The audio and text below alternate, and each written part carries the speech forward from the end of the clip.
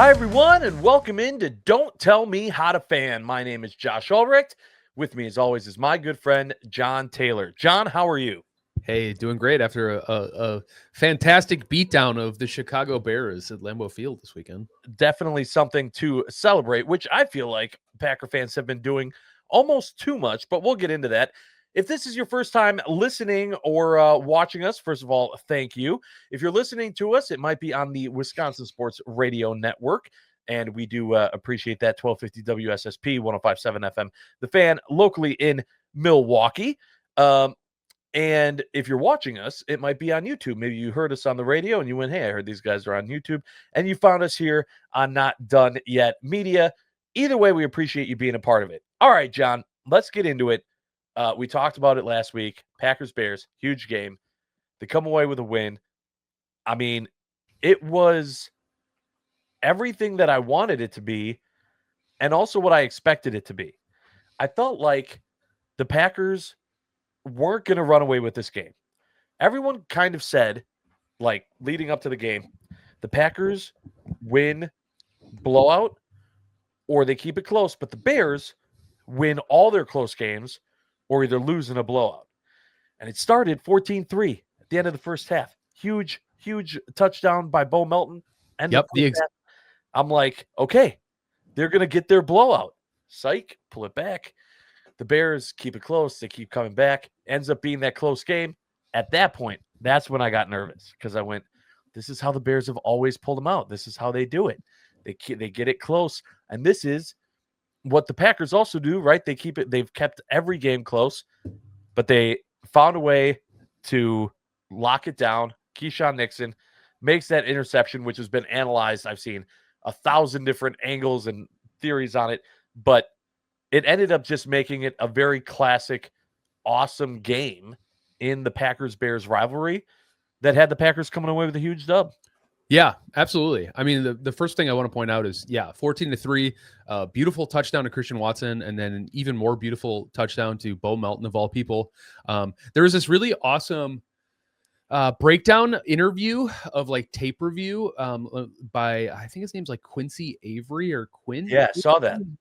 Either way, it's about 13 minutes. If you've never searched it out on the internet, you should find it. It's a rare interview. It's Quincy Avery. It's a rare interview that he's doing with Jordan Love, and Jordan's kind of like talking about what he saw. And it just really speaks to just how much higher his processing has become pre-snap in terms of like looking for certain mismatches, looking for keyed up defense looks. He discusses a lot of the breakdown, and I don't want to bore anybody with too much with the nerd stuff, but I just will say Jordan Love is playing at an MVP level, and this little film breakdown really shows it. I mean, the way he talks about that Bo Melton touchdown, he was like, yeah, the safety was high up on the numbers. That would be on the left hash, really deep. And he said if he didn't spin down, it's one-on-one with Bo Melton, given the look, and he finds him perfectly. And he's mad he didn't deliver the ball sooner. However, I would say off his back foot, I don't know if you could have delivered it any more perfectly. So just beautiful stuff. I mean, I don't know. That ball was in the air for what seemed like forever.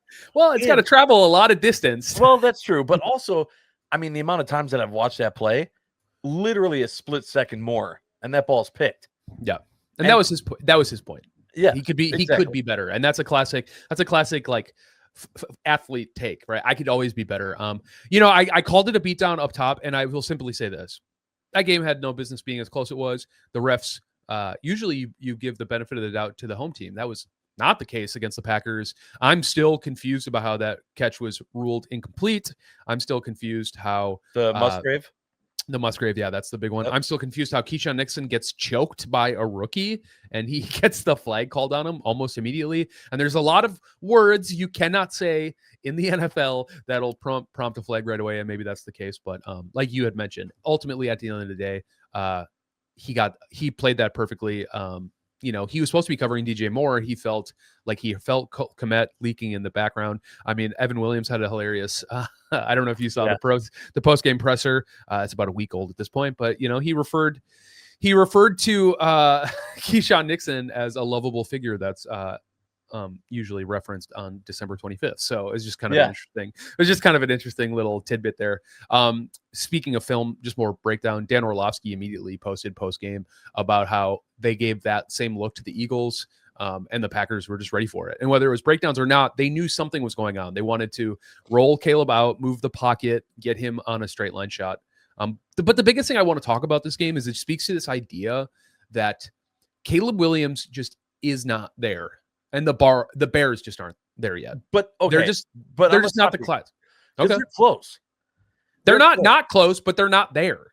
There were way too many times in that game where I saw the Bears, specifically Caleb Williams, do things that I was not expecting. I was expecting this Bears team to not be able to take advantage of as many opportunities, especially when they were going up against Micah Parsons. And that was the biggest takeaway for me, was Micah Parsons being held almost every single time. And it was just absolutely absurd, which we've been talking about all week. But it was the fact that even when he was getting there and he was forcing Caleb Williams out of the pocket and forcing him to scramble and to where he's inches away from being out of bounds and he's just throwing these dimes. And I'm just find myself being like, damn, yeah, that's good. I mean, these are the glimpses of what you hope Caleb Williams can become if you're a Bears fan. Right. The reason why I said what I said about them not being there is right now, Caleb Williams is not at a point as a passer, a pure passer, he puts himself in those positions off script plays because he's really good at it. But in the NFL, at some point, you will get found out for that. And you are going to have to develop an earnest, like a pure pocket passing rating that's serviceable. And he's not there. He's a very inefficient and inaccurate quarterback in the pocket. And the NFL will just figure it out. I thought the Packers did a beautiful job of maintaining gap assignments and like maintaining relatively assignment. Sure. Like, I don't know if you remember, there's like one play where Caleb rolls out. They're trying to get Edrin Cooper to bite on like a action to the left. Yeah. And he is just standing there. And it, like, to the point where it almost felt like they told him, like, even if they score a touchdown, Caleb is not going to roll right on you. It looks borderline like sociopathic, just like unaffected, just like, I'm going to stare right down this hash mark. And if Caleb, and sure enough, Caleb rolls right that way, and he ends up having to throw it out. I think the Packers played Caleb Williams perfectly. A person with that much athleticism and arm talent is going to be scary. And all you can do is force them to beat you with his arm. And they did that. Their run game is incredible. They did the right things by obviously overhauling the offensive line. We talked about that last week. But in this game specifically, you saw like when it mattered the most, Caleb could not throw an accurate on-time pass, period. And that's like what you do. It's NFL. You can't, when people, I don't know if they're watching too much college football or what, but it's like, oh, we have to score 7 touchdowns and hold them to 1. It's like, that's just not the NFL. There's too much parity. Like, I'm never going to apologize for a Packers win. Even if I wanted to feel differently, at the end of the day, it was the number 1 seed in the NFC. It was the number 1 seed in the NFC North, and they left Green Bay not that anymore. And I'm very happy with that result. Yeah. I mean, and we'll get into this later in the show, but the way that this is going to play out, potentially as the Bears not even making the playoffs, to go from where they were the number 1 seed in the NFC to where now they won't make the playoffs. I'd be very interested to know if that's ever happened in history where a team has been the number 1 seed 13 games into the season and not made the playoffs, period. That just is wild to me. And that's how crazy the whole NFC is right now. And like I said, we'll get into that later in the show. But either way, it was very exciting. To your point, big dub, came away with a big win. They needed it. They needed that win. And now they go to Denver, which this whole week has been crazy for me, John, because we've been talking every morning on Inside Wisconsin Sports with Trevor and Josh, just trying to figure out where everyone's head's at with the Packers and Broncos. And no matter what we ask, and even whether it be the listeners or ourselves, it keeps tying back to preparing for the Bears in Chicago. And I'm like, this is still a big game against Denver, where we haven't won since 2007. Now, granted, we don't play the Broncos all that often, but still, it's been a minute. Yeah. And everyone's just like, yeah, Well, but then they got the Bears right after that one. And I'm like, Yeah. oh my God. Well, it's tough, right? It's like we're on this home stretch, obviously like uncommon opponent in the AFC in a place that is known for its elevation. So there's just a lot of chips stacked against it. I do feel very confident, and granted, I'm not taking phone calls with listeners all day. If the Packers would have lost that game on Sunday, this would be a way bigger the sky is falling. There was huge belief going into the Bears game. We got to win. We got to win this one because going to their house might be tough. And then you just have the Broncos waiting. I do feel underwhelmed by this game. I should be more moved by it. It's technically Right? on paper a very likely play like Super Bowl. What's the word I'm looking for? Super Bowl matchup Preview. or It's a preview. There's the preview. I don't understand where. A lot of people saying it's a Super Bowl preview. They have an incredible defense. We have an incredible defense. Both run games are solid. I think the Packers have something, an ace up their sleeve, which we can talk about in a second. But I just to answer your point, I feel underwhelmed by this because there's so much riding on seeing the Bears twice in 3 weeks, and I credit to the script maker, definitely credit to the schedule maker, but they could have not have predicted that these two Bears games would have so much meaning within 13 days of each other. There's just no way. It's incredible. So I'm just as guilty as your listeners. I know it's important. I think if they can win this game, their chances of I think it shoots up to 99%.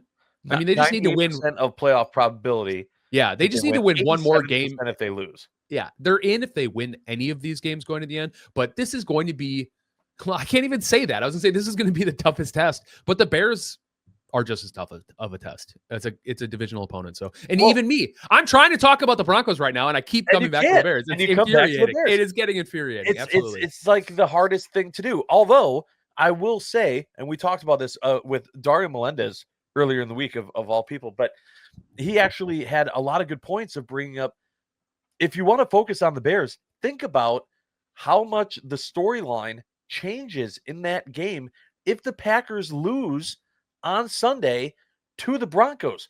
You're now going in with, if the Bears have the Browns in their game, 3-win Browns. Obviously, Browns could still, get tricky, do something. But if they beat the Browns and the Packers lose to the Broncos, then it could flip and you're right back into the same position that you were last week before you played the Bears. But now they have all the motivation. It's in Chicago. All of these things happen. So that's what's so frustrating for me, is that I'm going, hey guys, even if you want to focus on the Bears, this game is huge. This is still a huge game going into that game against Chicago. Obviously, a split is better than losing both games to the Bears, but I don't want to be in a position to where we lose to the Bears and now there's so much more riding on Baltimore and then Minnesota to end the year. You can essentially beat the Broncos, have all that power and motivation going into Chicago, and end the season. Beat the Bears in Chicago and then coast the last two games. Yeah, I think that's a really good point. Yeah, I think up next, what we should do is just talk about what we think the Packers need to do to secure this win. And then we can kind of dive into that playoff landscape you were talking about. Because boy, oh boy, the Broncos pose a lot of interesting challenges for the Packers. So we will see. All right, let's put the Bears to rest in the win. And let's not look too far ahead to the Bears round 2. Let's focus on the now and the Broncos and play out some of these scenarios. So first and foremost, John, 11-2 Broncos. What's your mindset? What's your thoughts on what the Packers need to do and look out for against this Denver team?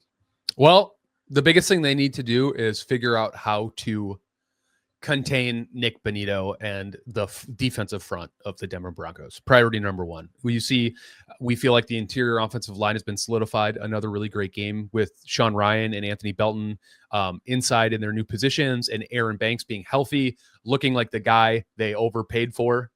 Criticism aside, he's doing the job. So it is what it is. But 55 sacks so far this season for the Denver Broncos. That's a lot. That's undeniable. 55. It is a lot. They know how to get back home to the quarterback rushing for.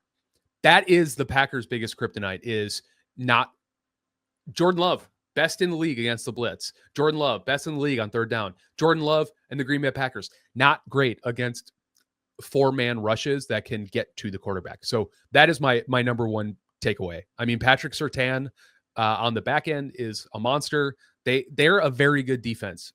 There's no way around it. Vance Joseph has them playing incredible. But the Packers have the ability to push the ball downfield. I still think Matt LaFleur is one of the top 3 best schemers in getting guys open. So there will be opportunities for the Packers. They have to play patient. They have to develop a run game, and they have to take advantage of their few shots they are going to get downfield. So I was a little nervous, starting to do this research on the Broncos, and admittedly, way too late in the week, but and seeing kind of the same things. And the thing that it immediately brought up to me was thinking about the Browns. And obviously, the Broncos are a better team than the Browns. The record proves that. But we were afraid of Myles Garrett. We knew Love's not going to have a lot of time, regardless of the scenarios, what's happening. He's going to have to get rid of the ball quick. They're going to have to rely on the run game. They're going to have to be these things. And it didn't work. They ended up losing that game. It wasn't because of the defense.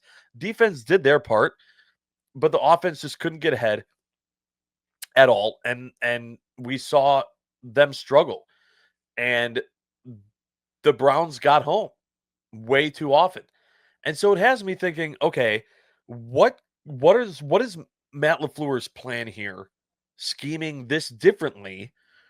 Kind of, obviously, I'm not saying it's apples to apples, but it's close enough in my mind to where you can use that game against the Browns a little bit and hopefully scheme a little bit differently.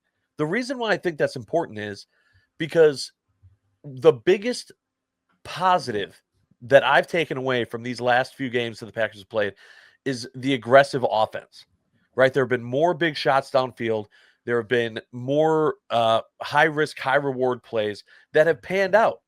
And I think we all kind of assumed that was going to have to be the way against the Lions.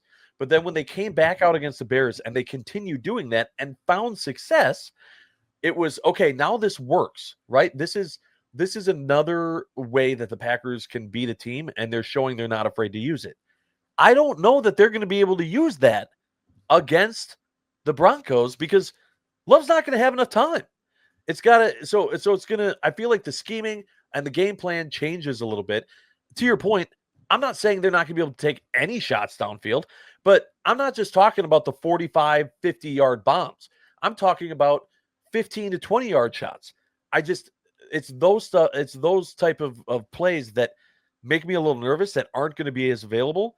And I'm curious what Matt LaFleur decides to do to find success instead. Yeah, they've been running a really interesting wrinkle, and they've been doing it the last couple of weeks. I'm going to refer to more, social media film guys, but Dusty Evely, he's like a Packers guy. He does a lot of awesome film breakdowns. They're running a lot more 6 lineman personnel with Kennard in it for tight end since Tucker Kraft has gone down. Yeah.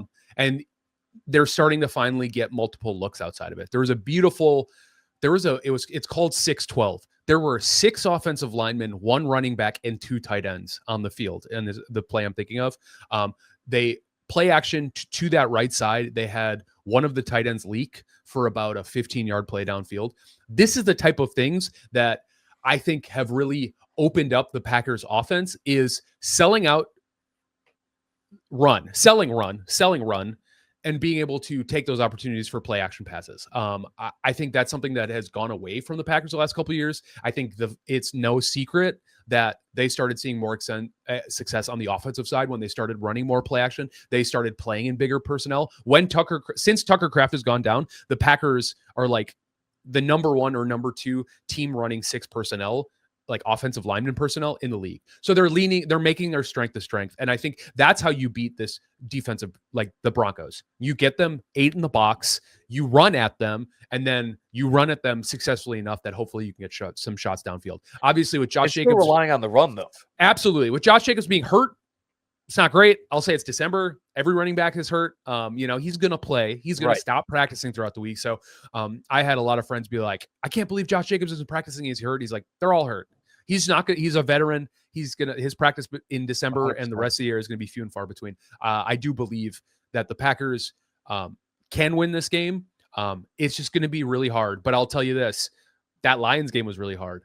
The first Lions game was really hard. We're talking about these like game defining or season defining games or, litmus tests. And this is just another one. I mean, we're basically in playoff football for the rest of the year. And I think that's only going to bode well for the team. Obviously, we buried the lead too. Jaden Reed's back, man beater across the middle. There's just a lot more. Huge.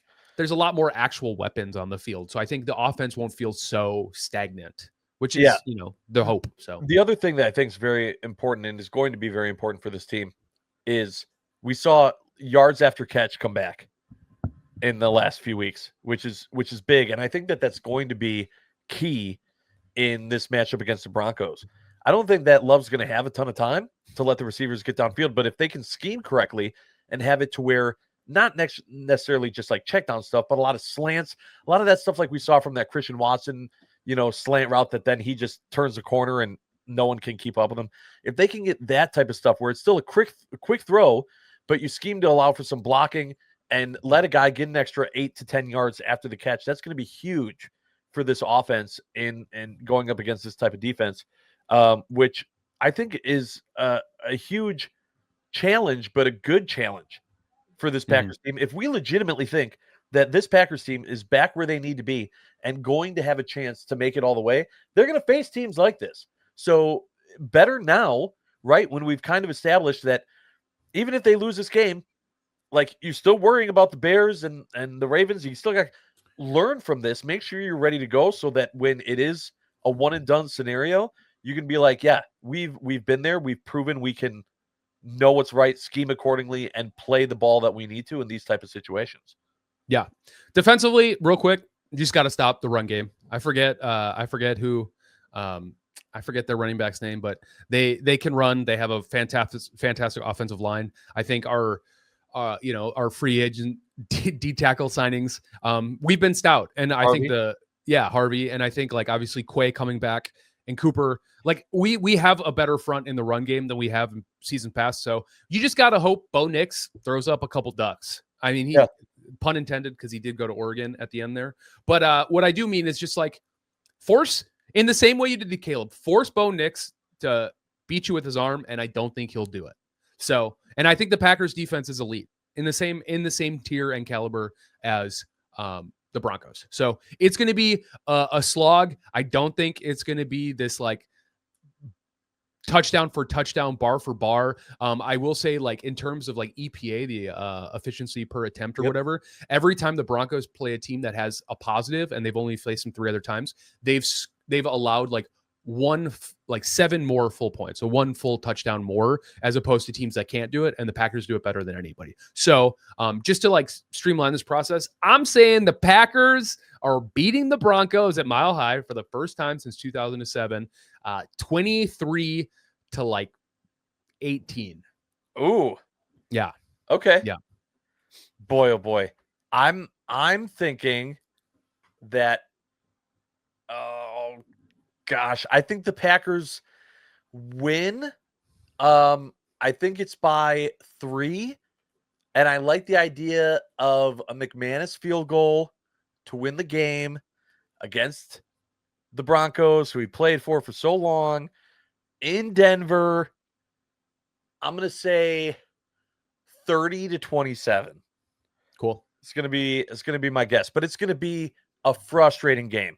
And I have a feeling that we're going to be just as frustrated with the lack of holding calls on Micah Parsons as we were in the Bears game.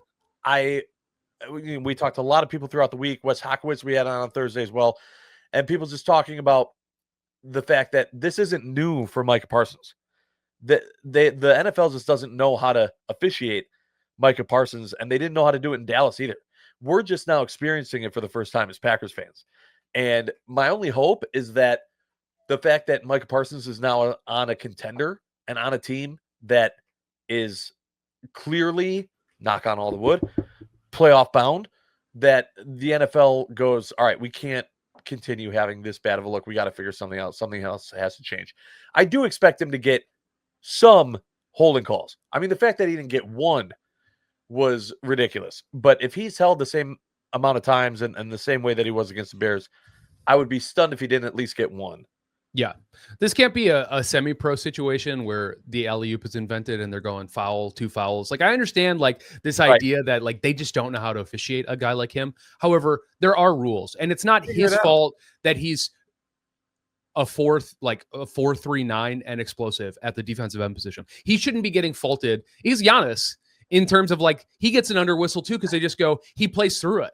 Like, I honestly think if Micah Parsons fell down more and was, like, being affected more by the holding, you'd see more penalties. But they're going, yeah, they're holding you. You're still chasing down the quarterback. Yeah. You're still at 10.5 sacks on the season. Like, he's literally the same as Giannis. It's just, I made that comparison on Monday.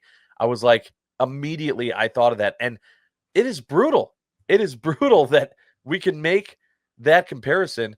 And, you know, they did ask Micah Parsons about it after the game. I was very surprised. One of the reporters, I forget who it was, what her name is, but she asked him after the game, like, how difficult or frustrating is it for you to, you know, be held on so many plays and then not get the call? Which I was like, first of all, I appreciate the fact that she straight up said, like, yeah, the NFL's messing up.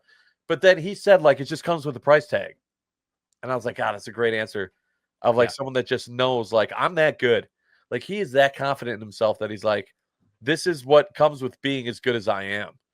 And I love that that's where his mindset is. Don't necessarily love that the rest of the NFL and the HQ is accepting that as gospel truth. And hopefully that changes in Denver this weekend. Because, boy, oh boy, as we mentioned, this is still a big game. Even though they got the Bears coming up, they got 2 more divisional games. It's still I know Minnesota is just blowing it out this year. They are stinking it up bad, but it's still going to Minnesota. And I will never stop thinking that bad things can happen in Minnesota because they have. John, had a lot of fun talking just straight up Packers planning things for the Broncos game. But I feel like we both kind of want to play out. I've talked about this all week. I love looking at the scenarios and where the NFC is at because it is exciting. This NFC. If you're just a fan of football, the seeding right now in the NFC is awesome. I mean, you got the Rams in first place with 10 wins, and you have the Bears in 7th place with 9. I mean, it's that close across the whole thing. Obviously, the wild card teams, and we didn't actually realize this on Inside Wisconsin Sports, Trevor and Josh, until Thursday, that the Rams and the Seahawks, even though they play each other, depending on how that plays out, are still both standing in the way of the Packers, even if the Packers win out. If either of them wins out, they're going to grab that number 1 seed and force the Packers into a 2 seed, which the last time I looked put the Packers at like a 52% chance of finishing in that number 2 spot. Yeah, having the Eagles lose last on Monday definitely helps in that overtime loss. Man, the Phillies offense crazy. They're dysfunctional. That's going to be a game where we look back and we say, like, as bad as the Browns loss was, it's like against a team on primetime, like that is a game the Packers really needed to win there. Yeah, you're absolutely right. I mean, looking at the Rams, the Rams and Seahawks play each other next week. Does not preclude one of them from still being able to maintain the 1. The NFC West is so strong this year and kind of unpredictably so. Obviously, McDonald moving in as their coach, their defense is flying around. The Rams, I think, are truly the most talented team in the NFC. I think they are at a tier all above their own. Matthew Stafford is playing out of his mind, but he'll give you a couple 3 interception games. So it's not impossible, but it's definitely not probable at this point, which is a problem. And it feels bad to say this, but if you're Milwaukee listening to this, you better call your Lions fan and tell them you're rooting for them on Sunday, because unfortunately, them losing a game to the Lions, the Rams potentially losing a game to the Seahawks, I think that's kind of where the Packers get the best odds, is the Rams kind of falling short here towards the end, because it's not exactly a cakewalk, but boy, they look good against everybody.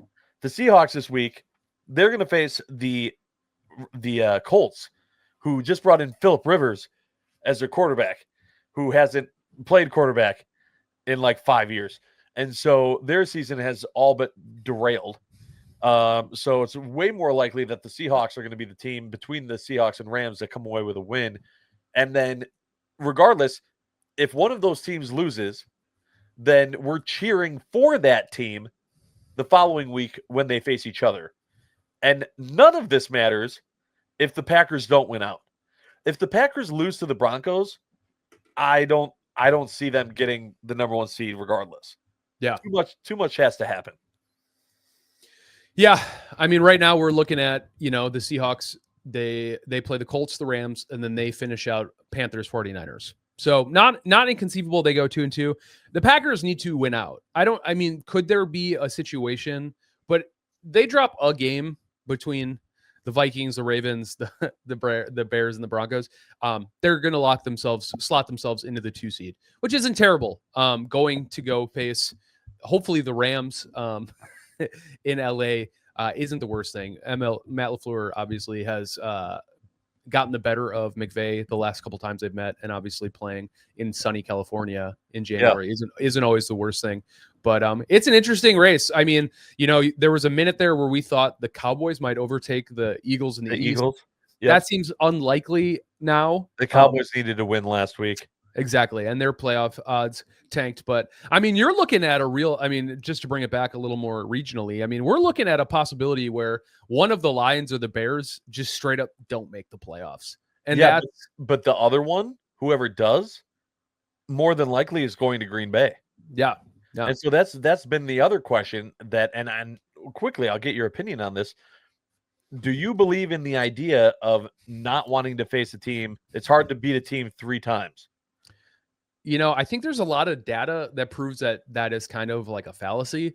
I still don't like it. I do not want to play a team 3 times. It's like, if they stay as the 2 seed, it's very unlikely that either the Lions and Bears, one of them isn't the 7. Right. Because the West is so strong that correct falls. Yeah. It's tough. It's really tough. I don't have a good answer. I don't like it. I mean, clearly, I think the Lions I think they took a bigger step back than you thought, but they're a live dog in any game. We'll see. I guess I'll feel a little more differently about the Bears once we play them in Soldier Field. But yeah, it's not great. I mean, I definitely don't want to play the Bears 3 times in less than 2 calendar months. Like, it's just a lot to see the same opponent. You're asking probability and odds, but hey, it is what it is. I think this Packers team specifically is good enough to beat anybody. So they're just going to have to go do it. But speaking of teams that might not make it, what do you make of the AFC? Like, how are you feeling about the fact that the Chiefs are out? It's honestly, it's a changing of the guard, and I don't know if it's just because it's in the AFC that I'm not seeing as many of the storylines, but the fact that the Chiefs are falling apart, like I even saw a clip of Travis Kelce on their podcast, him and his brother do, essentially saying like he doesn't know what's going on. He's just off this year. Like something's just off. Like usually he's able to find it, and he just hasn't been able to find it. Obviously everyone going, well, maybe it's because you got engaged and blah, blah, blah. But it's because he got old. Yeah. No disrespect to anybody. He's been doing this for a while. On the older side listening to this, because I'm old in NFL terms, but I mean, there's a lot of older guys on that team. That offensive line is miserable. Like, it's not impossible. Patrick Mahomes has 1 down year. I mean, he's just the next generation's Aaron Rodgers, even more so, where he's been covering up for a pretty bad football team for a long time. And defensively, as good as Steve Spagnuolo is, it's just not working. And you talk about extended runs later into the year over year. Like, I think they're just burnt out and they're tired. And I think they get paid a lot of money to play a child's game, but it's still physically demanding. And I think you're just seeing a team that is due for some sort of restructuring. It's time to get some of the old guard out. It's time to get some new guard in. I think Patrick Mahomes very clearly is still that guy, but it's just really interesting. I think the AFC, like I would have bet good money and lost that the New England Patriots would be your definitive number 1 seed. I think I was on record here when they hired Vrabel being like, that's a fantastic hire and they're going to be better than people realize. But I did not expect Drake May to be in the MVP conversation, and he's definitely playing like it. Well, I also didn't think Jacksonville was going to be 9-4. And, now that I'm looking at that everything across the board too, the Ravens are right now, if they are 33% chance to make the playoffs. Baltimore Ravens. If they win their game this week against Cincinnati, that moves to 46%. If they lose to Cincinnati, they fall to 16%. That Yeah. is also key because the Packers are going to play the Ravens in the second to last week of the season. So it also will determine things themselves. I feel like the NFL is a little different. Obviously, trap games exist, but if a team knows they're eliminated, they will rest people. They will be like, we pay this person way too much money in a game that people get injured way too easily to take a risk for no reason. And so there's a lot easier. And then there's, of course, the tanking idea and everything else. So I I'm not saying that the Bengals have much of even a shot against the Ravens, but you're also cheering for the Bengals this week if you're trying to see the Ravens be eliminated before they come to Lambeau. Yeah, it's pretty clear Lamar Jackson isn't healthy, like 100% healthy. It's just very obvious. He's too dynamic to be putting up the amount of stinkers he's been putting up. I think you're right. I think if they lose to the Bengals, if their playoff odds drop to like 16%, there's a good chance they just deactivate him for the rest of the year. I think at this point you just pack it in. You say, hey, let's like try to start fresh tomorrow. If you're a fan of an AFC team, if you're a Jaguars fan, if you're a Patriots fan, you got to be feeling good and excited to not have Burrow in the playoffs, to potentially not have Lamar in the playoffs, to not have Patrick Mahomes in the playoffs. Like, this is the most open the AFC has been in probably 8 years, since the Chiefs started their dynasty run. But that being said, Josh Allen still exists. The Bills are still the Bills. I mean, if there was ever wild card team for right now, it sits the Jags. Yeah. If there was ever a team that needs to get to the Super Bowl, it's the Bills, and this is the year to do it. So we'll see. I think it's interesting how much everyone agrees Josh Allen is incredible, but by and large has not had a ton of postseason success. I mean, a team that talented, a guy that good, he should have made the Super Bowl by now. I'm not saying he had to win it, but he should have been there by now. And he hasn't been. So, it'll be an interesting offseason if they find themselves bounced by, what always stood in his way? Chiefs. The guys, the Chiefs, Patrick Mahomes. Yeah. So that's at the road obstacle. So it's really incredible. I was not expecting to be so invested in so many teams, as much as I want to like complain about the 17-game series and the way they do the scheduling. Like, they've done a really nice job of making sure there's a lot of competitive football happening right now, and it will continue to happen all the way up until the end of the season. And like, kudos to the schedule makers for that, because I remember of years past where it's like week 12, game 11, and you're going, that team's already done, and this new format makes it significantly more competitive for longer. And for a more than casual football fan, I'm very excited about it. So really quick before we're done, I feel the need to quickly bring up that if you are a fan of professional wrestling, Saturday night main event on NBC and Peacock is going to feature John Cena's final match tonight. And I've just been watching clips and packages and things that the WWE has done, and I've been getting emotional, man. I'm like, man, it's crazy. It is really crazy that he's going to be done.